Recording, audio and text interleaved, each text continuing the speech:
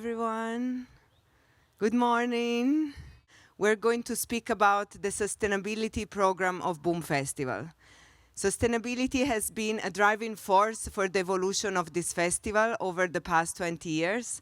And so here we have some people who's going to help us understand what was this evolution about and what is the vision behind this evolution. So please welcome Inez Aires, José Mateus, and Ricardo Alves. Good morning, everyone. Welcome to the Liminal Village, welcome to Boom, and welcome to our panel.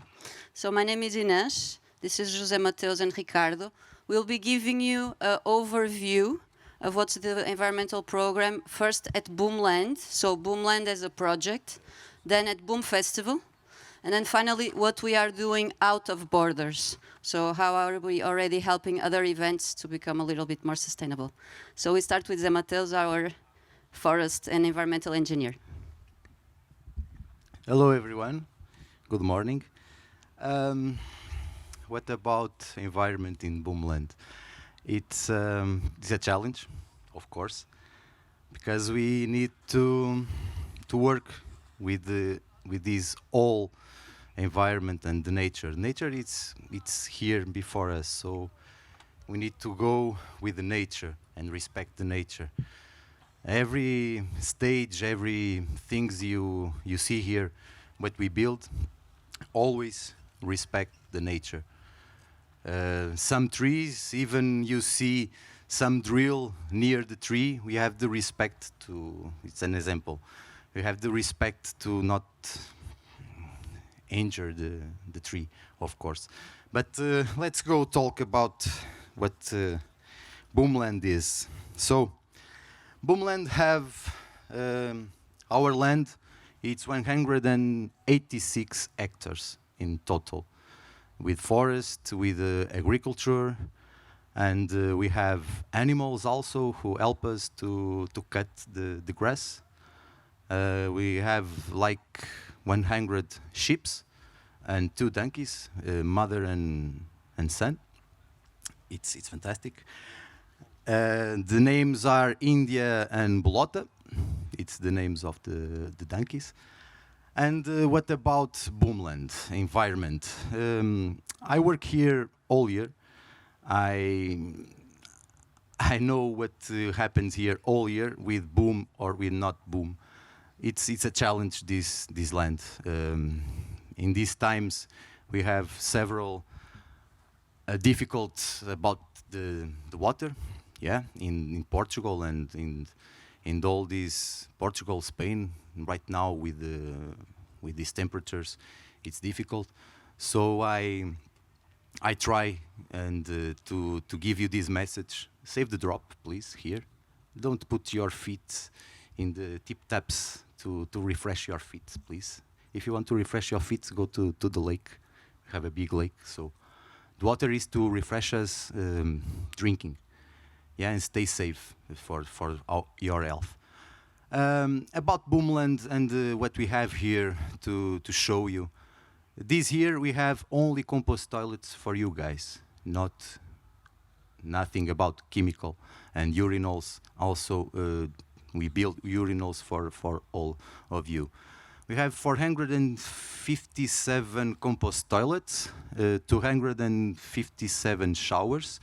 We build a big dam to treat water from the showers, and next we're going to reuse that water to irrigate plants, to irrigate trees, and irrigate also the roads. It was a big challenge, this project. In these 2 years we were stopped about COVID. We never stopped working, always working in the internal team. Building also the alchemy, building the gardens village. It was like crazy. Of course, we know what happens out there, but here we like a bubble, always working, always giving our best. About the trees we put in this land, always looking for trees, local trees to put here. since 2015, we plant almost 1,000 trees in this land to help to give shade, to give more life to the Boomland. We try to do our best in this beautiful land, of course. We are not here to sell a brand or an artist, nothing like that. We want to transmit all of you the good we are doing and what he can do working with nature, of course. Like I told you before, that big dam we have there in car park, I don't know if someone see that. That dam is going to help us to have more and more water in this land, because right now, like I'm going to repeat this because it's something who come to my mind and always the waste of water people are doing. It's a problem, so please take care of that. About more things we do here. With all these toilets we have, 457, we do compost from these toilets. It's a huge challenge because we have 20 people working only dedicated to the toilets. In each toilet you see here, in 24 hours we pass there 4 times to do the maintenance. So of course they're gonna smell sometimes, yeah, it's for sure. It's compost toilets. So about one thing, a huge team also to do the waste management. They are heroes, so take care of them. When you see someone picking the garbage, sometimes, yeah, I'm going to help him. Everyone is eco team here, so everyone, it's a boomer. In each boomer we have an eco team member. So about the environment, all the environment in this land, I don't know what is your mind. You come here just to chill out, or you come here just to listen to music, but we don't give any example. We give tools to you guys. Follow these little tools, what we do in Boomland. Like small example, the ash trees we give. It's a small thing. You put your cigarette there, and when you can go outside to your family, you go with this example. It's good. We are spreading the word about this thing. It's a little thing, but it's huge when we think about it. So it's a little presentation about the environment, and of course, if you guys have some questions. Okay, we have a presentation here. So, yeah, this is our land. Like I told before, 186 hectares. All the Boom Festival, it's around like 300 hectares with the caravan and car park. We have places for the forest, agriculture, and pastoral areas where are the animals when you guys are not here, and culture and nature tourism areas. Okay, if you can. So this is like circles about what we care, earth care, and everything. We are always not yeah, always, because this project starts with respect and looking care to permaculture. Permaculture design, the flux, all you think, if you guys have some knowledge in permaculture, you see here in Boomland the flux, the areas from the artist areas, the areas to eat, the areas where you come, like the walking gate here. Always we think about this flux and people to go here around the Boomland. The design was thinking of in permaculture design. So these are the permaculture principles. I think some of you know what it is. Also, when we don't have any festival here in the winter, we do courses of permaculture, and and other cultures. We receive also enterprises, team buildings in this land. Like last year, we do something completely opposite of we do in Boom Festival. We do the bean camp. 250 people came here to enjoy, to be with us, and it was a really challenge, because the people who came here to enjoy in this land, they connect with the production staff and all the rest. It was amazing. I think this is going to work for the next years. Boomland visions.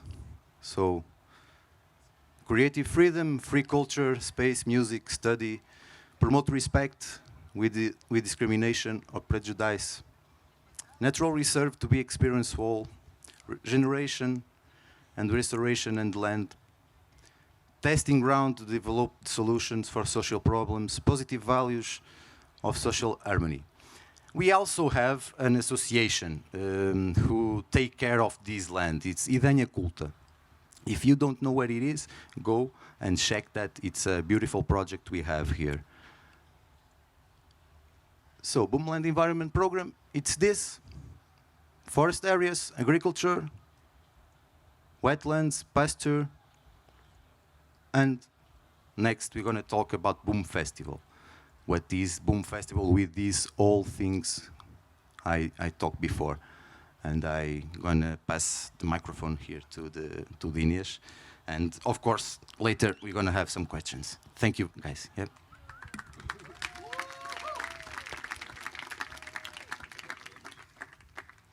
So Boomland is the home of Boom Festival, and this year we celebrate 25 years. Bringing people together, being together, sharing nature together, and above all, being in a home together. Please remember that when you leave, this is the home of people, this is the home of plants, this is the home of animals. My brother over there. So, boom, we all like to party, right? And I think we've been doing it in a very special way. It's a special production. We believe that every land that we find, we should leave it better than we found it. It's part of like the way that a human should walk on earth, respecting it. If we are sharing a place, we ask you to leave better this place than you found it, exactly because after you leave, a big team will be here to clean everything. And then people will continue to live here, animals will come back because they are not here, they cannot party with us. And this will continue. It's all a continuation. We tailor-made a Boom environmental paradigm because in these years of production we understood that when you want to produce a sustainable event, you need to look into many things. So after these years of experience, and especially hands-on experience, we understood that in the production of a sustainable event, we need to be aware of certain points. And this starts with our energy, the way we look into our energy and our energy resources. We have solar panels in the property, and we also have municipal electric. We are connected to the grid. During the festival, we use the best and the most efficient generators in the market. Of course, we need to power big stages. We need to give energy to 46,000 people that are going to be here in many activities. So the generators are needed. There was 1 year, in 2008, that the program was called Oil is Music, and we were able to convert certain generators into wasted veggie oil. So we were powering certain stages with wasted veggie oil. That was a good experience. So the way we look into our energy resources and the way we are optimizing our system to save the most energy that we can. Then we look into the water, and this is very important, especially this year. We are facing a drought all over the country. Mateus was very clear about it, and we really need you to be aware of this. The system is complete, and it cannot go beyond what was designed for. So we ask every single boomer to remember when you open a tap, that water is coming from the municipality. And all the region is drought. We are not the only ones here. There are other farms, there are other villages. So we really ask you to think about this, not only us here, but people around the region. We are all suffering from the same. So the way we look into the water, the way we dimension our systems, the temporizers on the taps, the control of the flux, this is important in terms of water resources. Then we have all the transport and mobility. In the production of an event, transports and mobility are the highest percentage, or the footprint of transports and mobility is the biggest of all points of the paradigm in any event. Because we are moving people. We are not only moving people, we're moving resources, we're moving artists, we're moving a lot of things to a certain place that didn't have it before. So we really need to look into the way we move ourselves. For us, we've been bringing boomers since, what, 10 years? More than 10 years, the boom bus? 12. So we have the Boom Bus initiative, and it's really cool because we are bringing 30% of the boomers here on a bus, which means less 30% of cars, less 30% of individual transportation. And we really want to thank you for coming in this initiative, coming by bus to here and working with us on this. This reduces a lot, at least in a third, all the emissions that are related to transportation and mobility. But everything around transportation and mobility. If you are an event producer, your mobility manager needs to be a hero. You know, we really need to think the flux of transportation, like if you can fill up a car that's going to do a certain task, if you can bring more artists in a van to a certain place.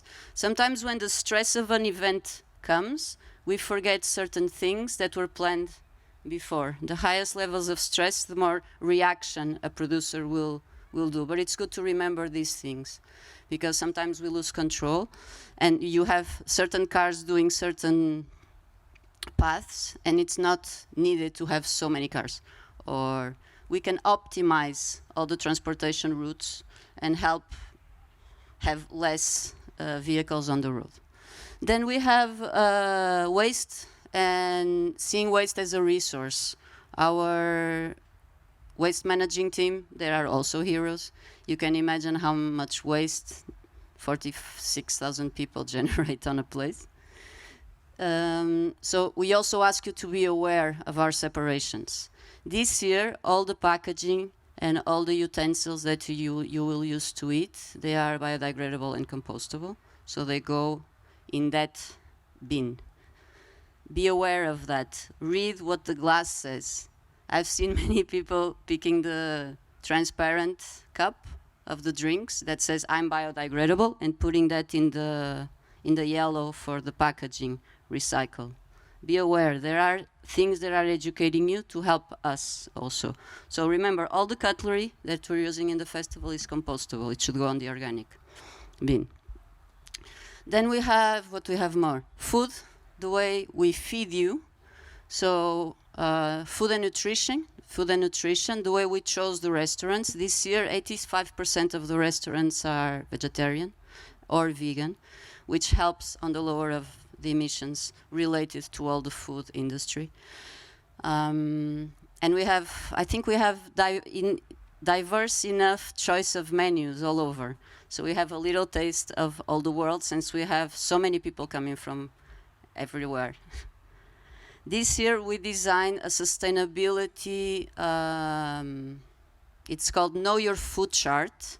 So all the restaurants on a certain day will start to appear their sustainability rate according to their practices, generating their menus. So the distance from where the food comes, if it's fresh, if it's in season, if they're using a lot of process, how are they choosing their eggs, how are they cooking their own food. So we design a whole rate system, and you will know the sustainability of your menus in each restaurant. It's coming up. Huh? What? The edible garden. Yeah, and we have the edible garden over there. You want to talk about that? Maybe if you want to go there, this was a challenge with someone, Silvia Floresta. She's a permaculture teacher design, and she helped us doing this little thing. It's a little thing, but it's huge in the design, because we do a edible garden. It's like a food wheel. Go there and you're going to see the infographic. It's there, the infographic. It's a little thing. We really enjoy to do that. It's go there and pick something to eat. Yeah. And then you can cook it in the kitchens, in the communitary kitchens. That will be helping a little bit. Okay, then we have all the air impact in terms of noise, the way the systems are, the sound systems are oriented, and the quality of the people that come to build the sound systems. We are tracking some emissions, especially for the pilot of Alchemy Circle Village. Calculating emissions of a festival like this, it's a huge inventory, and we are working on it. So we started this year to do the pilot of the Alchemy.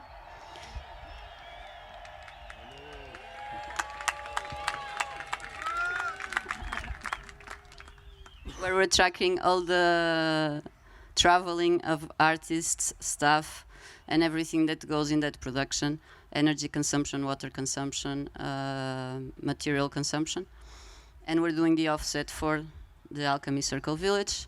So then we see if our procedures are correct, we can then scale them for the whole festival. In terms of social change and engagement, why do we do events? Why do we gather people? Why do we want to be together? Exactly to create social change, to share ideas. So it's very important that everything we're doing, we are communicating outside, and then that you also take the message. So this is a big, huge social experiment. We bring people from everywhere else in the world. We are so diverse. We can learn so much from each other. Just accepting each other, one and another, hearing each other. All our public health is taken with a lot of care, especially after COVID. It's important. You have hospitals that will help you in certain normal ailments, and then we have cosmic care, which is the harm reduction project.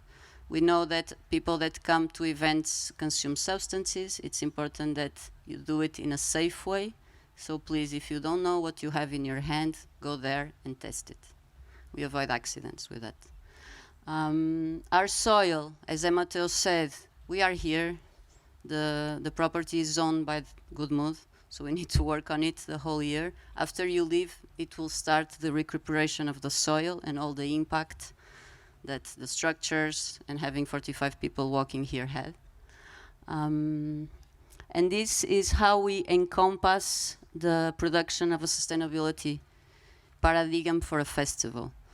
We don't look into sustainability as something that is an add-on on the production. We look into sustainability as something that needs to start when you start planning your festival. It needs to go together. Sustainability encompasses the way you see your finance, your economics, the way you're impacting society and the world, and of course your environment and everything that you use in terms of policies and government. These are the list of solutions. Some we went over them with you.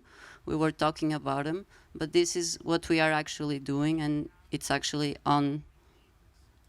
happening right now at the festival.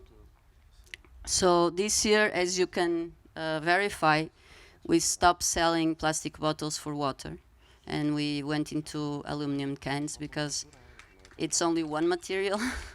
It's way easier to recycle, and 75% of all the aluminum produced in the world is still circling the world. So we feel that this is this was a good choice, and because of that, we're going to have a blue standard verified by Ocean Oceanic with 3 stars. So we're working on that certification. As I said, 100% of the toilets on site are compostable, 100% of our tableware and cutlery is biodegradable. We are really limiting shower time, and if the drought continues, we will probably limit shower time longer. So you know, please remember, save water if you want to keep the showers a little longer. Everything you do here has a consequence. Remember that, okay? And more work for us also. 25% of the food options are vegetarian and vegan, and 73% are regional and national. So we are investing in our national economy, and we are also investing in the people that are living here and leaving the profit in Portugal. We bring a lot of activists into workshops, and the NGO Dom will open with a lot of entities that are doing beautiful work. Go and learn with them and know what they are doing. All the waste is sent to recycling or composting. We have the Boom Bike initiative, so 100 people arrive on a bicycle here, and they are also heroes. Over 33 free water points. Be aware when you use them, and all fair trade and local brands were chosen to be in the bars, in the restaurants, and also in our free market. Yeah, I just saw 70% regional and national food options. Does that mean traditional Portuguese cuisine? No, it's just that the vendors are from the local region. Is that right? And the suppliers, okay. When the restaurants come to Boom Festival, the organization gives them a list of local suppliers and regionals. So when they need to stock up for the menus, they will choose first local suppliers, then regional suppliers, then national suppliers. Okay, awesome. Yeah. Yeah. So the food comes from close, and we are also leaving profit in our region. Amazing. This is very important. Yeah. Thank you. There is something very interesting. A couple of years ago, this consultants finance company did a report on Boom. What's their name? Ernest, the consultants company. Ernest & Young. Ernest & Young did financial impact on Boom Festival outside of Boom Festival. So we were, according to them, Boom was bringing 55 million euros to the region, and this excludes all the business happening in Boom. This is only what's happening outside. Okay. Okay, can I ask one more question? Is Sure. that okay? You talked about the paradigm, sustainability paradigm being around social change. There's an aspect about it around social change. Can you explain how that works with the amount of alcohol on the site as well? Like what the thinking is around that? Okay, that's tricky. And you're asking me that I don't drink. We sell beer, and we only have one bar that sells hard alcohol. It's called Poison. You know, I don't know, but I think it's in the alchemy circle, right? Poison, where is Poison this year? It's kind of hidden. It changed to Medronho? Okay, it's called Medronho this time. The thing is, beer is a national drink here in Portugal. Well, I'm trying to answer your question without being an alcohol drinker. Me? Yeah. And what do you want the national drink of Portugal to be? Like if you could... The national drink in Portugal, they're telling me, is wine. Yes, of In terms of production. Yeah. There is one more question here. Yeah, so first of all, I want to say I really appreciate what you're doing in terms of sustainability. That was one of the reasons I came here, and I'm really impressed, and it's inspiring what you do. You mentioned that transportation makes up the majority of your carbon footprint. Our and any event. Yes, and I would like to understand what you're trying to do there, because if this is the major carbon emission source, then for me this also should be like addressed. So are you trying to change to electric, or what is your strategy to deal with that carbon footprint? Okay, Do you offset? the group of cars that are rented in terms of frota, For Boom, they are very efficient cars. We don't buy cars. We use the cars that we have, correct? So everything that is rented for the festival, because we scale up from, I tell you more like this. The whole year, it's kind of like 30 people in the team. Then we scale up to the build of the festival. At the end of the build of the festival, before you guys come in, it's around 500 in the central production area. And then you will have around 6,500 workers. It's a lot of people working. In terms of our staff team, we have share lifts inside the production area. We really try to reduce. Every time we come from Lisbon, most of us, we don't live here. So we live all around Portugal. Every time we come to Boomland to meet, we share rides with each other in terms of central production. And then we ask that to everybody that comes with us. Also because the area for parking is limited. But that's why and then we have the Boom initiative, that it's the big one. If 1/3 of our public is coming on a bus, imagine the reduce in terms of traffic emissions and savings in money that you have and that the environment have, and it's less hassle for us in terms of traffic for the police to park all these cars. So the Boom Bus initiative is very big. Yeah, and I think that was a really good thing. I noticed that personally it was also not enough. So there were still like 2,000 or We more need people. more. Yeah, you We need need more. more. It would help. And I also think like electric cars could really help you. If you try to electrify your vehicles, then you really can reduce it. Huh? All the motorbikes here for production are electric. Ah, perfect. Yes. Perfect. Thank you. Yes. There is one girl here. You that know, asked just me one for- thing. There are mixed conversations about electric. Okay, it's a two-point knife, because if you're getting electric from fossil fuel, why are you driving an electric car or van or whatever? If you're getting electric from solar, if you're getting electric from hydrogen, okay. But if you're getting electric from fossil fuel, doesn't mean it's actually worse, and then you don't have anything to do with the batteries. So electric is kind of pointy. High efficient cars for now. Hi, I had another question. I'm very curious about recycling and composting Yes. and biodegradable plastics. Uh-huh. And my question is, are you using like governmental facilities for that, or do you have your own recycling facilities? Or if you are using governmental facilities, how efficient are they in Portugal, especially for composting of biodegradable plastics and stuff like that? Thank you. Hola, I have to answer your question. I'm Ricardo. I work with this amazing team. Thank you for your wise words, Inez. I'm the part of who is in charge of the waste management. All the tons of waste that we produce here as a city that we build here. I have to answer you that the final destiny, it says to us how they want our waste to be separate and how they can value or upcycle the waste that we produce here. In terms of bioplastic, at the moment in Portugal, we don't have the industrial facility to shred and recycle all this biodegradable plastic. So we send it for industrial composting. So we send as almost organic biodegradable waste, where they have industrial compound, and with this 6 days managing, they can transform all that as acceptable to deliver to the soil. Where is that?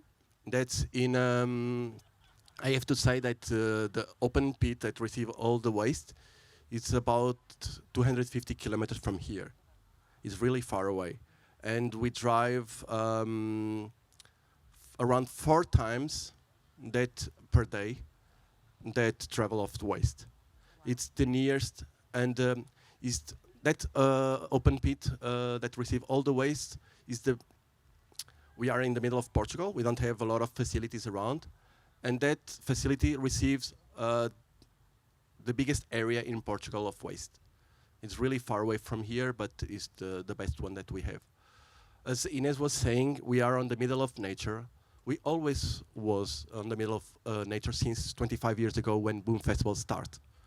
And since then, we connect with nature. Our kind of social movement was connected with nature, and we always was aware of this need to take care of the nature. And we grow up so much on these last 25 years, but we never stop looking to the nature, because that's the pillar that sustain us here as a festival, as a cultural movement as well. I believe it's one of the best card that Boom Festival has is the sustainability. We are 3 directors, but all of our team, we worried about sustainability, and we worry about this natural place where we are at the moment. And I have to say, as a behavement, since 25 years until now, we are having a better behavement than a normal city with 40,000 people. We consume less water than a city with 40,000 people. We produce much less waste than a city with around 45,000 people. We are less violent. We have less problems with drugs or excessive consumes. We have less impact than a normal city, and we are in the middle of nature, where nothing was before. But we are conscious of this, and we are conscious of this impact. And every year after year, we try to improve and reduce our impact in terms of all this paradigm that Inez showed us before. Do you think it's possible in future to create your own facilities? Like, is that at all possible, or something that you're thinking about? It is possible. It was in the being fields. We compost on the field all the organic waste that we produce on the restaurant, and we could manage to compost 7 tons of organic compost. And after 6 months of working, it was really good, and we delivered to the field. The problem here in Boom Festival is that we produce around, I have to say, from 80 to 100 tons of organic waste only from the restaurants backstage. Yeah. And to manage all this kind of waste, if we don't do it really well, and we are here by a lake, if we don't control it, it then can be an environmental impact problem. That's the big gap. We can do it in small scale. We already done it, and we monitor. We've done it really good. But in a big scale, we really need to have industrial facilities to do it. Yeah. So we prefer to work only with the compost from the toilets, where we have small compounds that we can work on it, and we do this work around 4-6 months. And then after we monitor, and then we deliver to the field. But that is easier to work with. If you work with compostable waste, it's like, imagine this area is not enough for all the waste that we produce, because we produce a lot of waste. You don't see it because we send it all out, but it's a big amount, and it can be we can have health problem if we don't do it, and we prefer to go on secure. Quick question. I was just wondering, why don't you use reusable cutlery, at least the cups? Because I have to say it is a big challenge for us. We were thinking about that since 2016. The big problem is the washing. We don't have enough water. As José was saying before, we really are fighting because we are a lot of people, and we don't have the facilities as a huge city that they have to supply all the water that we need. So it's one needed more of water to wash all the cups. So it's a big, the big problem that we have. We know that we are trying to find a solution, but at the moment we don't have the facility to wash all the cups to make it reusable. That's why we don't use it. And it's not interesting in terms of Boom Festival. We do it at Being Gathering. Smaller events, we can do that. Boom Festival is too big for now. And here we promote for you, public, to bring your own cup. Yes. and be responsible for it. Maybe next year, one of my suggestions is actually the public brings their own cup and cutlery, and you are responsible by your own things, you know? Like, we're all adults here, no? So if we can give you that responsibility, we will be with less weight on us, and that's important. Also, to reply to your question, in terms of building here, this land has a status that you cannot build anything on it, permanent. We are by a lagoon. There are governmental plans, especially in areas that are close to water lines. And what we have here that you don't see because it's the production villa and it's back there, one day we will have to take it apart and put it in another place. These guys going to enjoy that place also, and you guys are going to enjoy that place where too. we work. So we Yes. open more this land to absorb more boomers. It's more boomers, but of course with the mentality and the respect of the services we have here. The water is not illimited, the energy is not illimited. So take care of that. If you don't. I'm thinking about this. If you notice, we're doing like an inception about to save the water, yeah. So it's our job here. So. But it's important to understand that this land cannot have anything permanent on it. So everything that you see in terms of big build will be out. Some structures will stay for other events, but they are considered removable structures. And we have to work on that. So even our production villa is going to be removed in the next probably 5 years. And all the workshops are going up to another area of the property. You over there? My question's on the reforestation and replanting and biodiversity. I suppose the continent has been inhabited by humans for thousands of years, and what is a native replantation process, and how do you go about the selection of the trees and plants that you use to encourage diversity of insects, bird life, animal life, also to reduce water consumption through trees of groundwater tables, and the obvious one, fire. How do you deal with the selection of your trees with the potential of fire? Driving up here from Porto, there's enormous monocultures of eucalyptus trees which are on hills, and an extraordinary fire risk, which just seems quite a crazy thing to do, but obviously a financial decision. But I'm interested to hear more about your process of selection and that impact on creating more biodiversity. Yeah, nice question. The trees we see here, the oak, principal the oak you see, it's not a forest with a high fire risk. It's the lowest we have. And in the caravan we also have olive trees. Of course, these trees are here centuries. Yeah, and in every place in Portugal we have like this forest. We put animals to have cut the grass and do the job. They do a good job, the animals, but we need to take care of that, because if you put a lot of animals in the small place is no good. But about the other areas in Portugal, I'm from near Oporto and Vila Real, and it's like crazy up there. And the human race starts to put pines and eucalyptus because they want money, yeah, and destroy all this ecosystem. If they have the respect of that, when you travel the north to south of Portugal, you see different layers of forest.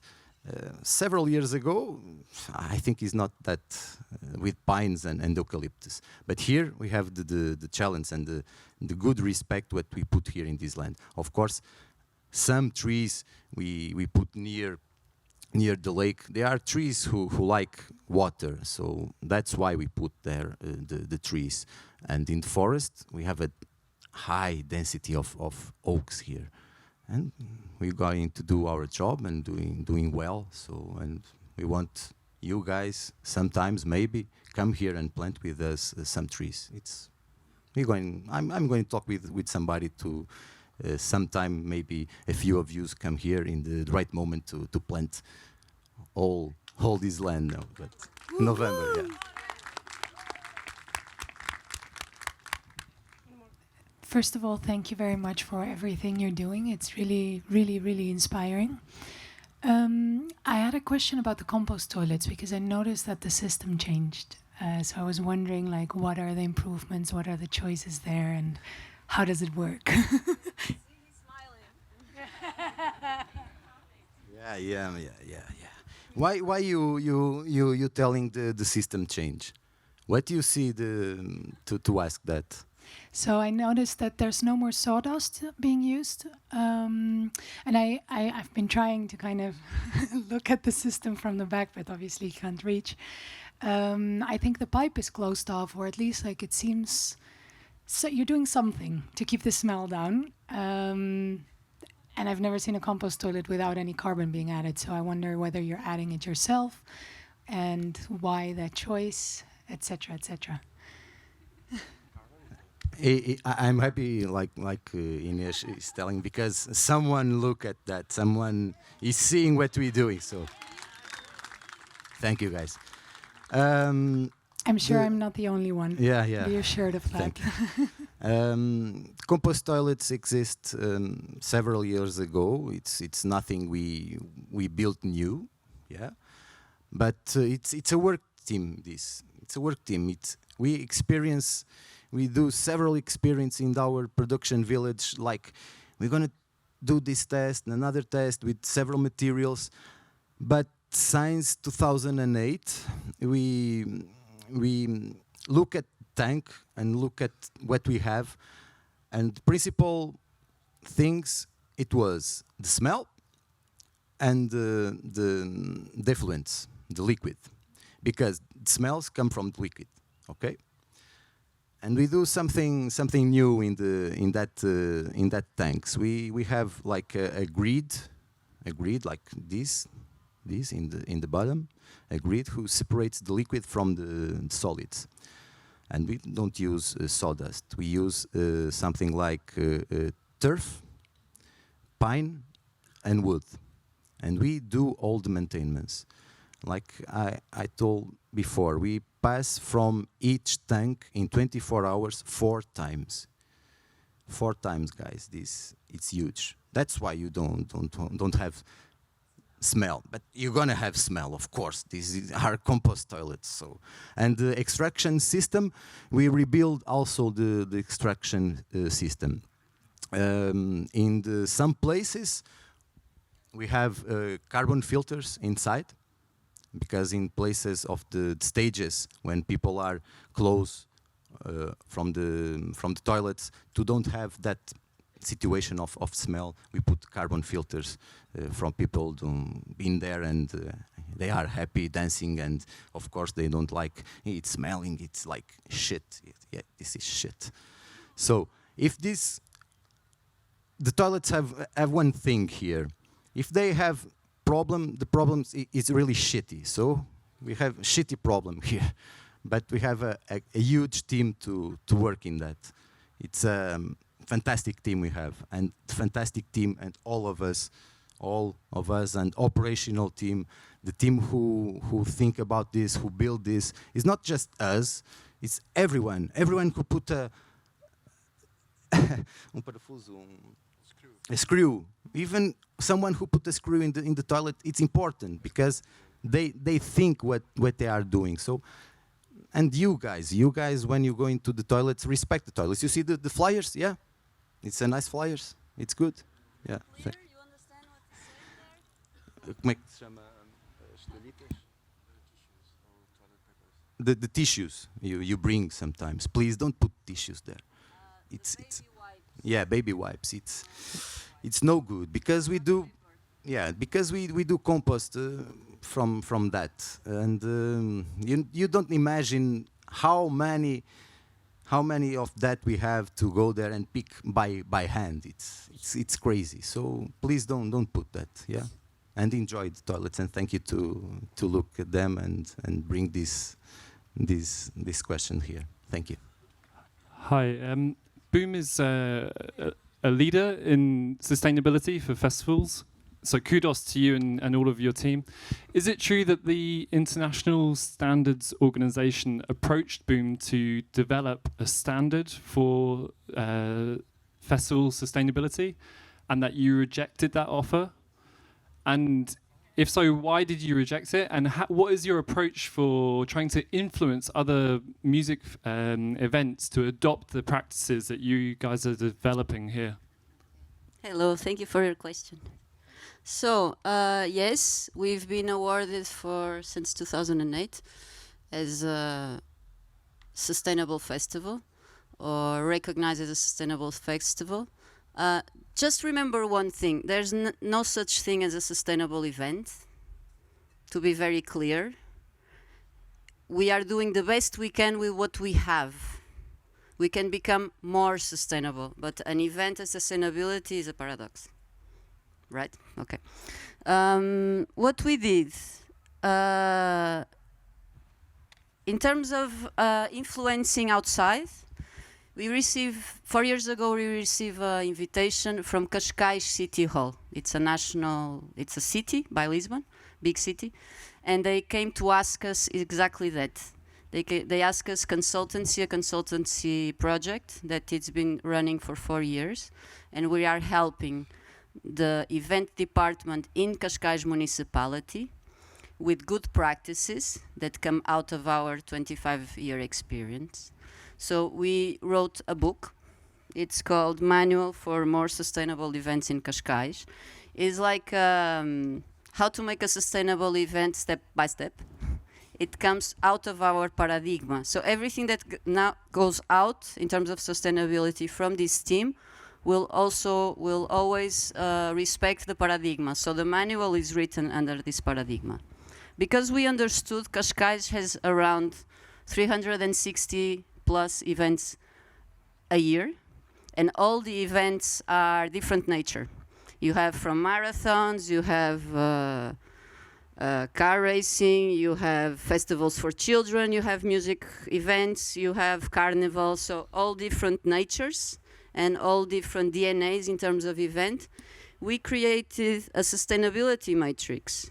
This is an environmental assessment that will give you the sustainability performance of an event.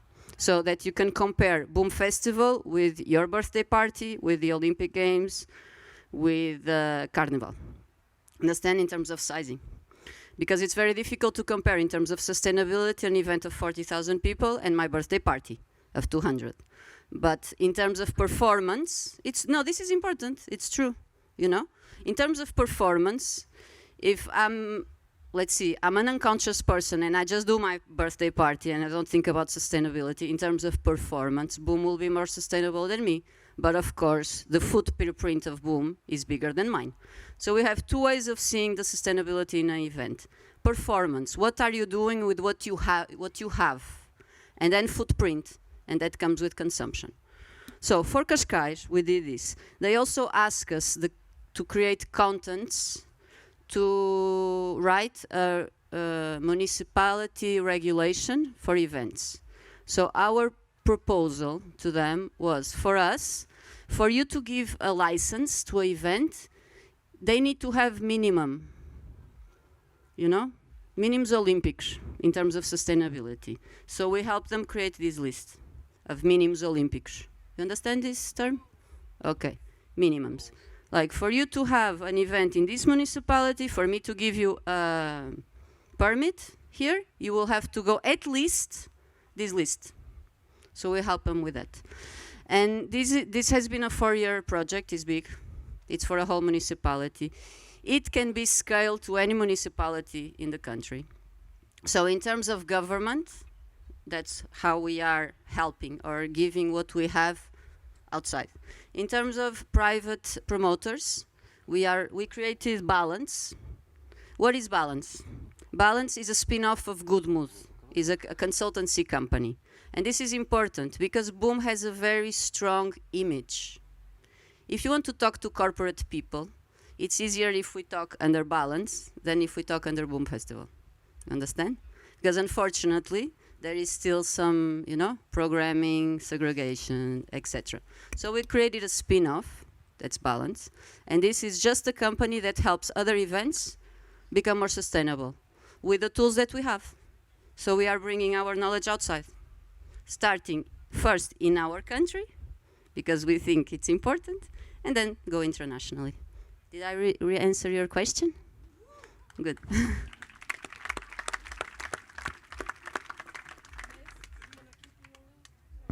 Yeah, I think it's nicer if we just have a conversation, We don't want to give you a lecture on sustainability because this can be a PhD. We can be here talking for a week. Well, so inspiring, and I really hope as many of us can take as much of this as possible home. So thank you. It's had a tremendous impact on my own life. I'm studying permaculture. One of the things I'm most in love with is earthworks. And I'm at that phase where your eyes are just detecting where you'd put swales and ponds and things. And I'm really excited to know if there is more than the dam that you mentioned, and if it's part of the long-term project maybe to create swales and ponds to bring more humidity perhaps to the newer trees. And another thing is the use of the compost from the toilets. Does that just get spread randomly on the field, or does it go to new trees? Or how do you use it? Thank you so much. Yeah, thank you. About the dam, it's a long process. It's a long project because we're gonna treat only the showers water because it's more simple to the gray water, yeah. And next we're gonna treat them, and we're gonna put that water, like I told before, in the trees, in the roads, and we're gonna have a lot of water there. About soils, you talk about it. Here is not a good place to do soils because we have under the ground. We studied that also. If you're going to do soils all over this, maybe today I'm going to do a nice and beautiful soil, yeah? And sometimes it's going to rain. I pass there next week. Next week I don't have any soil because there goes. It's not good. We need to understand the land. We need to know what we have here. We need to study. Everything we do here, it's scientific way. Of course, we have this situation about permaculture. Yeah, it's fantastic to learn and to follow that ideas. But everything, and the toilets, about the compost, we go to the university in Castelo Branco and do samples and take technical documents to apply that compost in the land. Of course, we do compost from toilets. That compost, we have a place to do that, of course. And next, we're going to put in all the gardens we have, in our orchard, in our forest. We spread all that compost. It's a lot of compost. So, and thank you guys to participate in that compost. Yeah. If you guys don't come here, we don't have compost to put in the gardens. So, yeah, like Ricardo is telling, the quantity of we put in soil, it's control. So we don't go. Yeah, it's control. And like you said, and I have to thank you. What we are doing here is it's a huge team. I'm going to repeat and influence your life. Yeah. That's good. Influence my life also. So, I think everyone it's here. But with this practice, we always, you need to think in this. We always do the things with scientific way, with a proof, with technicals. We don't do nothing here like a freak show. No, that don't happen here. Okay. Hi, I would like to also thank you and congratulate you for the amazing work that you're doing and improving every year. It's amazing. I just would like to offer some food for thought to everyone about the footprint, especially because animal agriculture, you know, like growing food to feed these 75,000 million land animals that we are growing and killing every year. It's the leading cause of climate change, deforestation, water pollution, water waste. For instance, with water waste, right? Domestic use, like the water that we use to wash ourselves and drink, is only 5% globally. But animal agriculture takes 55% of it, and we don't need to eat animals. And it's the leading cause of plastic pollution in the oceans. It's all, most of it is fishing nets. 80% of deforestation and 91% in the Amazon.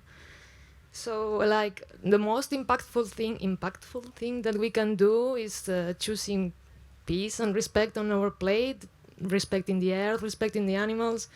So I would like to, encourage Boom to maybe one day, so that all the food could be vegan. That would be amazing. That would be like the most sustainable. Thank you.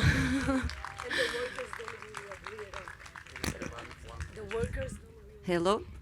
Thank you so much. 85% of the restaurants here are vegan or vegetarian. 85. It's not there anymore. Okay. And we believe that this is a good number. 85% of all the food options are vegetarian, vegan, sourced locally or regionally. We are flexitarian. I don't eat meat, so I understand you. But I don't want what I choose to myself, I'm not choosing to another person. This is freedom. We can encourage people to eat less meat because, one, we don't work like our ancestors did every day. We have a more sedentary life. So it's true, we don't need to eat much more meat. But in Boom Festival, we respect everybody. And we think that 85% of vegetarian, vegan options is pretty good. You know? And also the meat options that we have here, or the animal options that we have here, they are sourced locally. They are from meat of the region, and they are DOP, so they are controlled. This has been a discussion in the production with administration, and we really want to welcome everybody, give the awareness about it. But the choice is from each person, you know. We are promoting it. 85% is a lot. You don't think 85% of all the restaurants? Yeah, I was saying that maybe I missed the others, but I only saw 100% vegan restaurant. In all of them, they have meat and fish and of course there's vegan options. I mean, that's the minimum. Okay, I haven't been there, sorry. Okay, so I missed. Oh, but anyway, there will be. We work with all the restaurants in a chart that's called Know Your Food chart. It's a sustainability for food that will give you a red code, a green code, and a yellow code in terms of practices. But this is not only related to the choice of the protein that you are using. It's related to all the practices that the restaurant is using in order to have their operation. Yeah, I just wanted to say we believe that, again, sustainability is a whole, and it cannot be seen as just one thing. Sure, of course. Yeah. But I wanted to say, if the science shows that that's the most impactful thing that you can do, and just choosing peace on your plate instead of, and also for the animals. Yes, it's always horrible for the animals. We know that. Okay. We're trying. You. Last year we were 73%, last edition, now we are 85%. Hello. We're doing our best. But we still want to include everybody, you know? Some people need to eat. I come from a medical family, and I know by science some people need to eat meat. Yes, exactly. Okay, so we are not segregating anybody. So I will change the topic. Thank you. Excuse me. So thank you for doing everything, and I really entered into my 30s in 2018 for my birthday party. It was on the first day yesterday. Yesterday Happy was birthday. my another birthday party on Boom. I love it. The best birthday party. I congratulate you for all the hard work and amazingness and the loveness and the oneness and everything. It's amazing. I love it. I spread all this energy around the world where I go. And I wish every festival goes a bit like Boom. So I want to present you this bamboo wet towel that with a little bit of water you put and it becomes wet towel and it's total compostable here. Yes. And you just put a little bit of water and it becomes wet towel. Do you want to do it now so you show everybody, please? Just a little bit of water. Okay, it's the size of Alka-Seltzer. Yeah. And they have these containers that you can put 7 of them and you can use them. And it's a bamboo towel. It's a really small, compressible, and with 2 shower rains, it disappears, let's say.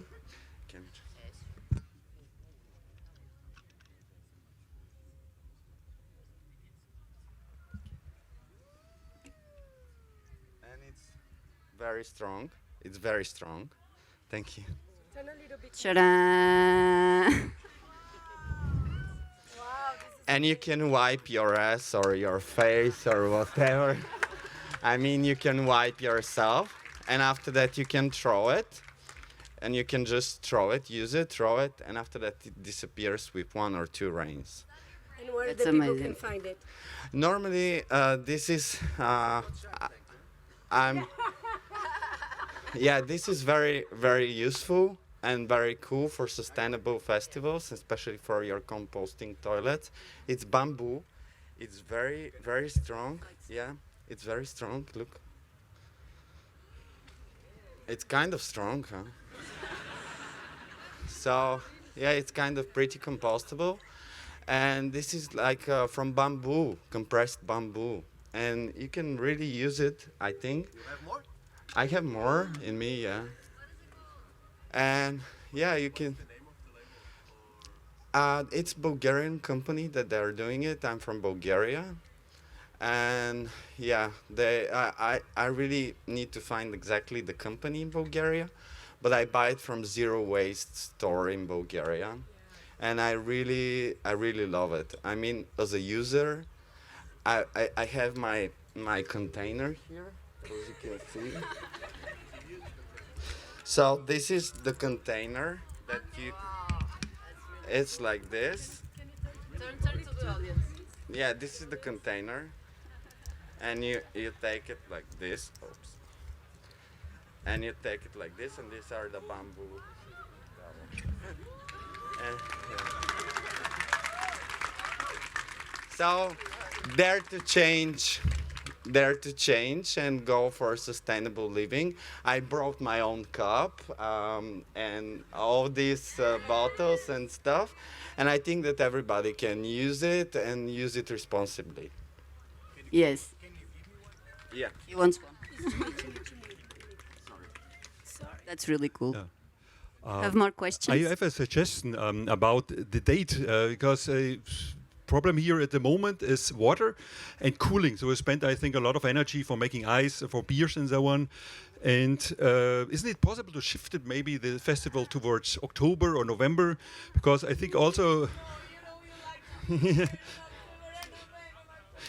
No, because also from the other people which come here from colder countries, it's more nice to be there in winter because there you spend a lot of fossil fuels to heat the homes in Northern Europe, and Portugal has a quite nice climate at this time of the year. So it's 20 degrees only, so you do a more global sustainability, not only from your side, but also from the visitors, which shut off their heating at home and they don't use energy here. You are correct. Yeah, but I'd like to see everybody here in October and November enjoying. I'd like to see, because we'll be good in a way because nobody will sweat. Because it's cold, guys. Trust me, it's cold. It's really cold. This is the region with biggest thermic amplitude, one of the regions with biggest thermic amplitude in Portugal. So you'll have really high temperatures in the summer, really low temperatures in the winter. Boom, by tradition, was organized in the full moon of August. So until 2010, it was in the full moon of August. Because of the weather, we push it to the full moon of July, and has been in the full moon of July the last 12 years. 12? Yes, 12 years. Now, this year, it was the new moon. Is a new approach, because we're shifting It's like a new age. We invite the festival to come on the first year on a new moon. So it's going to be darker. Usually it's the full moon. You will be able to see the stars. And according to our light director, the light shows are going to be way more amazing because they don't have to deal with the full moon. So this will be a unique experience. Then Boom will go back to the full moon calendar.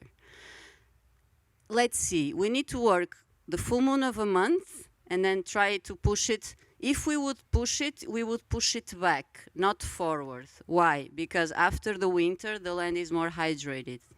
When we come here for our general meetings in last June, it was still, everything was green, full of flowers.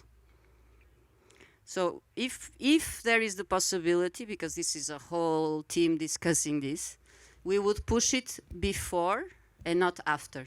This land after the summer becomes drier. So it will be smarter to have a fresher boom, even with the lake, after the rains, after the winter.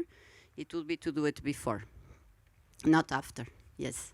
But it's true, it's very cold here. When we come in the winter, this is freezing. Sometimes we don't even stay in the land, because we have the production villa, we can stay here. But it's so cold that we don't even stay in the land. And the spring in Portugal is the most beautiful time, and will be spring perfect. Is beautiful. Yeah. We have one more question here. Thank you. Good afternoon, everybody. I just have one question about it. With your experiences with the international community, because making the Boom Festival at the Boomland, it's one thing. You got one energy resource or two, but it's not the same at all in any part of the other parts of the world. So, did you had any experiences about it? Like, I don't know, making universe parallel in Brazil has other energy resources, other types of waste material. The same with Asia, the same with Africa. So did you have any contact with the people that are doing the festivals there, or those kinds of things there? So making like maybe I don't know, a congregation of ideas about environmental. You have Universo Paralelo team here. Yeah? Where is it? Yeah, they are doing all the bars. Are from a team from Universo Paralelo. They are the best managing cold beer from Brazil, you know. Oh yeah, best yeah. We got that. That's a Brazilian team. He's been here forever. We got that. But No, Ricardo will but talk it's to you about the that. big energy resource. Like you got the dam, maybe, and you got the sun panels, solar panels. But maybe there you have a different experience. How's about it? What can you tell us about it actually? Well, I have to say that we don't work only for Boom Festival. We work all year, and we work with other festivals. We have projects with other festivals, and the teams for other festivals around the world, they come to work with us. Like Australia, South Africa, Brazil, United States, Mexico, England. They came all over to work with us. We share knowledge, experience, information. We know that our colleagues from Germany, they are testing hydrogen generators. They're still on a small scale. It's not enough for all the energy needs that we have.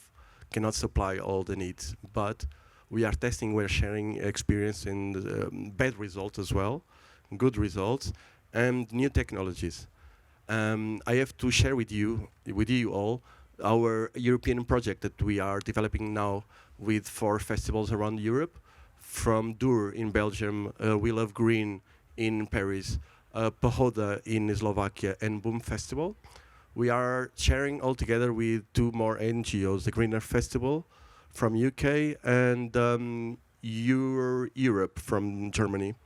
They are 2 NGOs. They are working with us as well to get the best solution for scenographics approach and for food vendors approach. This year, we start the project in 2019, and then pandemic comes, and we have to pause it for a while, and then we are working again together. And this year it's our testing and workshop experimental year. And after these experimentals, we're gonna do a report. We all gonna work together as European partners to find out the best solution for these 2 topics, scenography and food. So just to resume, we are always working together with other festivals, huge events, and learning each other. with our experience. We never stop working. We are a big team and we keep on focus.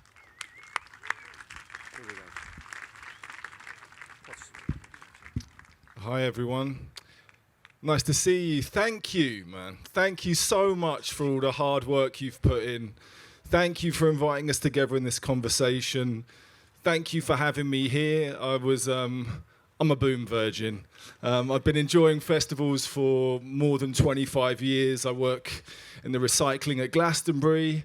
I've worked stage managing. I'm hosting this stage here, and I just thought this was like some crazy psytrance festival. I don't really like psytrance, so it's great to see that that's not the case. It's funny that ideas can just be so fixed and influence the thinking of people, which is not really correct. Now, what I've always loved about festivals is you go to a festival, you meet people, you're inspired, you have inspired conversations, and then you go back home. And you're on the bus to work, or you're in a situations where that same inspiration isn't there. The planet has changed so radically in the last 2 years that I feel that this blueprint you've got here, this blueprint that festivals have got, it's great that we come to a festival and many of us go back to our little flats, or we might have the opportunity to be in a temporary community. But what I would love is for festivals to bring all this hard work and solutions you've done that will beat the crap out of the local council where I live. You know, you guys have hammered them out. It's beautiful. So is there a way that we can bring all this knowledge, all these skills, all your hard work, all everyone's interconnection, and then bring that into a permanent blueprint for a lifestyle that planet Earth can exist with, from sustainability, community energy, open discussions? That's what, you know, because it's an amazing thing that you guys create here, and it's great. I've had the honor over the years to see so many different styles off stage, on stage, in the recycling and things like that, but planet Earth is crying out to live like this to some degree. You guys have done all the hard work. You guys are solution focused. You guys have worked out so many things that councils all over the world could, whether they've got the openness, that's another thing, but I would love to see this empowered community vibe brought to everyday life for everyone. So thank you again for all that you've done. You're epic. Sim, sim. Thank you for your words, but it's not just us, it's all of you guys. So it's a team job, and you are part of this team also. So it's not just us doing this, or the administration, or our workers. All of us, we need to take care of this, okay? So it's very beautiful to put everything out there for you, but if you don't engage with us, we don't go anywhere. Nice. Right? If we put the waste managing separation, but if you don't do it, we don't get anywhere. So this is a whole work with everybody. If you come here, if you respect the land like we do it, if you understand like our values, if you respect our values, the way we create this space for you with so much love, so much sweat, so much tears, so much blood here. You don't imagine what it takes to build this. The teams that are here for days, for months, working sometimes shifts of 24 hours. You know, if you see someone with a black wristband, say thank you to them, you know? Because then we dissolve. I barely see these guys. When you guys come in, we stop seeing each other because it's so many people, you know? But we do this for you. But it's important that you engage with us. It's reciprocity. If you don't engage with us, we're not going anywhere, right? We're not doing this, it's what José says, we are not doing this for us, we're doing this for you, we're doing this for the planet. We really believe that events are a fertile ground to share ideas and solutions. Then we can test all our ideas and innovations, bringing you here, putting these solutions on a pressure. And then if the solution is successful, yes, it can be applied to a city hall. We can bring it to another place, to another area outside of the festival. So this is a testing ground, but I think it's a testing ground for everybody, for the people that come here to transform themselves even. Sustainability needs to be cemented first inside of you. If this is not something that comes from here, from me in my day-to-day life? How am I coming here? With which moral am I coming here and inspire a team? I need to be what I'm doing. I need to be what I'm teaching. Otherwise, we start this level of incoherence. We need to be coherent with sustainability. Sustainability starts from inside, each one of us. How do you treat your bodies? The way you treat your bodies reflect the way you treat your house. So starting there, and then how do you treat your team? Are you human with the people that work with you? You know, in any level. Even when the stress level comes up, which is the worst part of a production. These are humans, they're not machines. So the way we deal with the sustainability inside of the team, the health inside of the team. And then finally, we can talk about sustainability of an event. But if this is not cemented inside of you, how are we going to talk about sustainability if I'm not sustainable in the first place, in my first actions, in everything I do, in my personal life first? Then I can start inspiring. So those little things need to be inside of us first. And then we can actually scale them with consistency and coherence. It's a time that people need to think about coherence. With the Aquarius age, everything is allowed. So we really need to learn how to discriminate, how to choose, and to be coherent with what we talk and with what we do. Yeah? So please keep Boom clean. And just to finish your question, it's really for us it's a big gap between the communication of the municipalities and us. But slowly, they are approaching us as the event promoters, not as Boom Festival only. Like I know that our colleagues from here, they also were working on the Jubilee, last Jubilee in UK. They like the organization. They want to be sustainable. They want to do a sustainable event, but they only think that is like I pay whatever. How much is it to be sustainable? Okay, I want to be, but when we speak, it's not so easy, and it's a long time process. They don't understand the complexity of being a sustainable event. As in Scotland, the last COP, they also were working on that to promote an event as really sustainable, because it's like the concentration of all environmental philosophers on the earth. But in the end, it wasn't so much. It is like it's not like I want to be, and after it, I will be. No, it's like a big, long-term process, and it's not easy to transform it as a sustainable event. It's really, and when we work with public, it's not like youth. It's more complicated to change the mindset of this public. But it's a process that we are working on it. And it's like kind of almost evangelical Catholic religion. We are knocking on the doors to please, let's believe in my religion. And sometimes I feel like a priest spreading my religion, but we don't give up.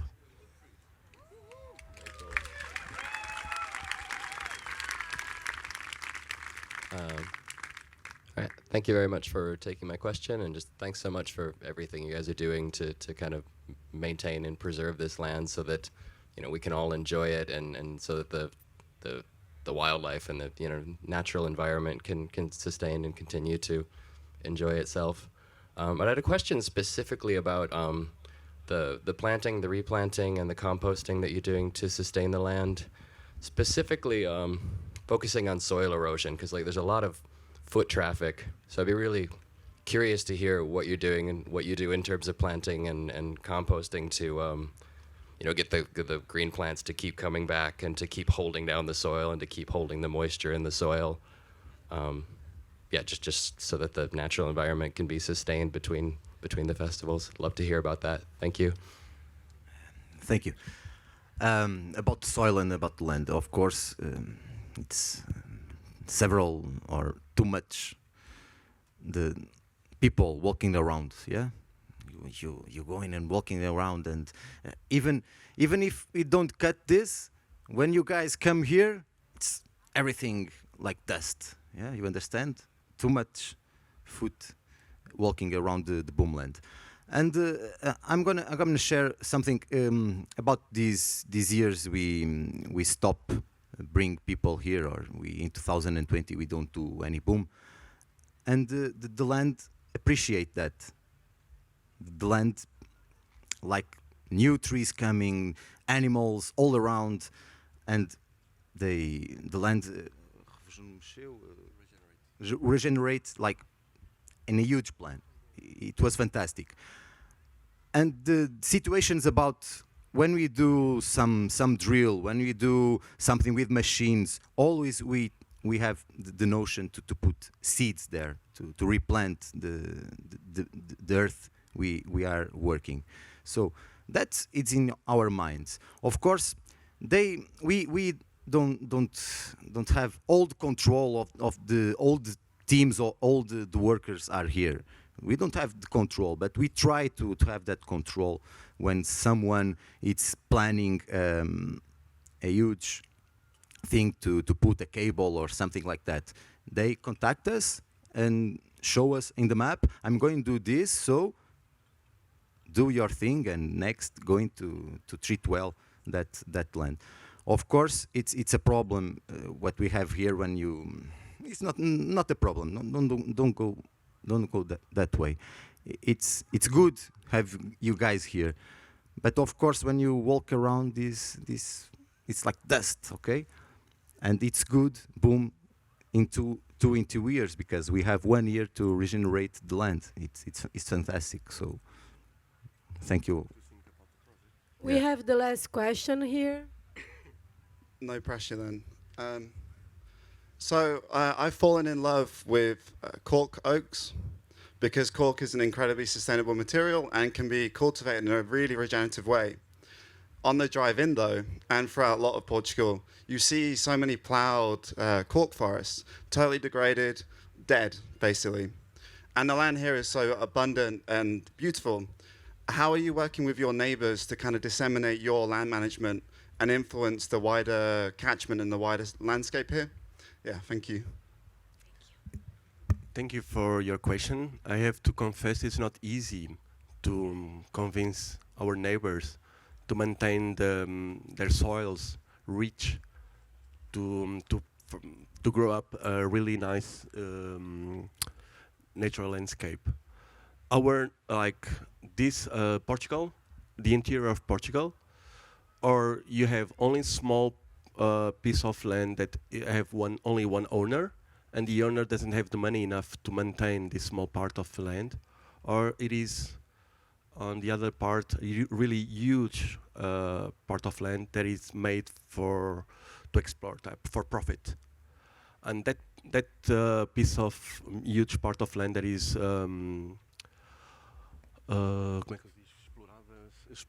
explored for profit, it's maintained, but it's monocultural, because for them to have profit, it has to be more than a size, only one species. And we don't believe on that solution. We're trying to have a normal debate with them, but it's not easy to do it.